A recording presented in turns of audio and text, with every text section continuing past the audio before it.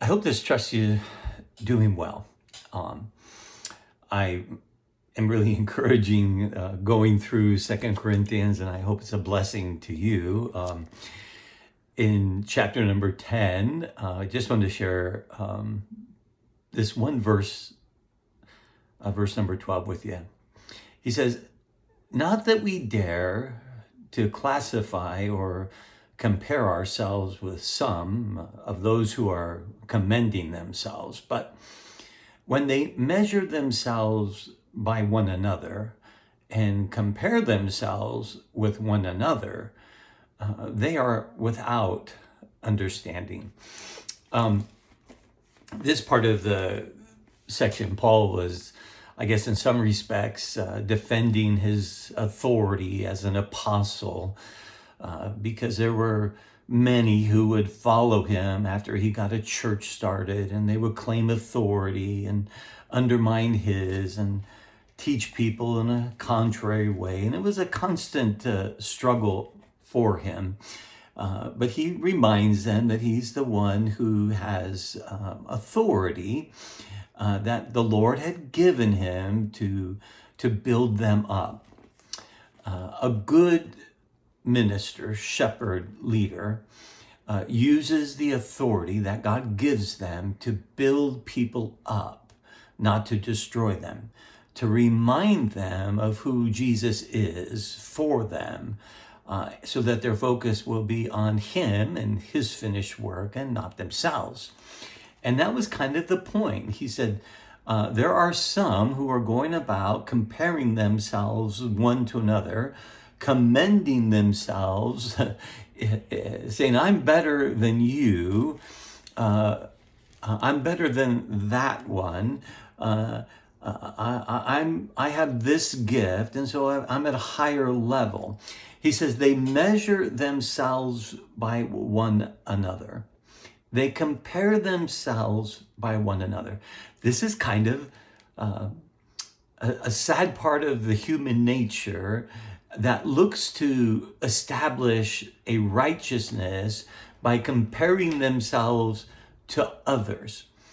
And the good news is we can almost always find someone who in our own estimation is worse than us.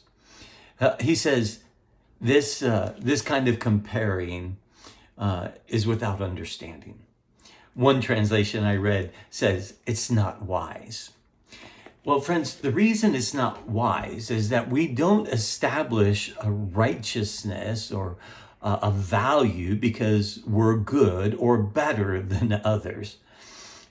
The only demand is perfection.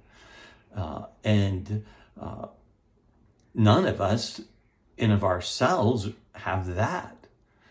The standard would be Jesus then, God himself.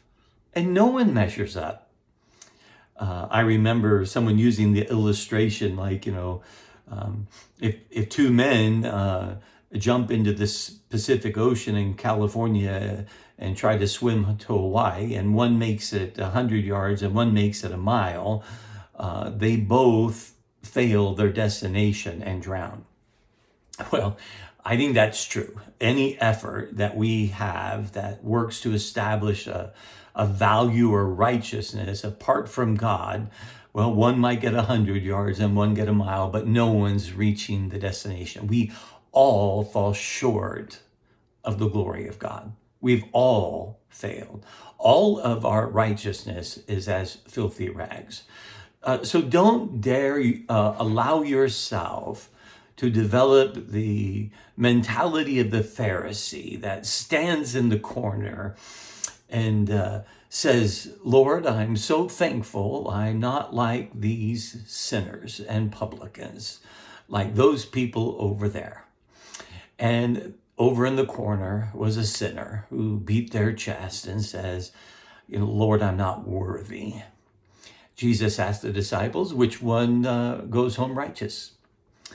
Well, it wasn't the Pharisee. You see, our righteousness is a gift that we receive, not by comparing ourselves or thinking we're doing a little better than someone else, so we're good, but a humble recognition that he is our all in all. So don't fall into the temptation of looking at one person or another saying, well, I might have my problems, but I'm better than them. It's just not wise. Look to him, the author and finisher of your faith. If you find yourself comparing yourself and coming out looking better, it's a mistake. I love you.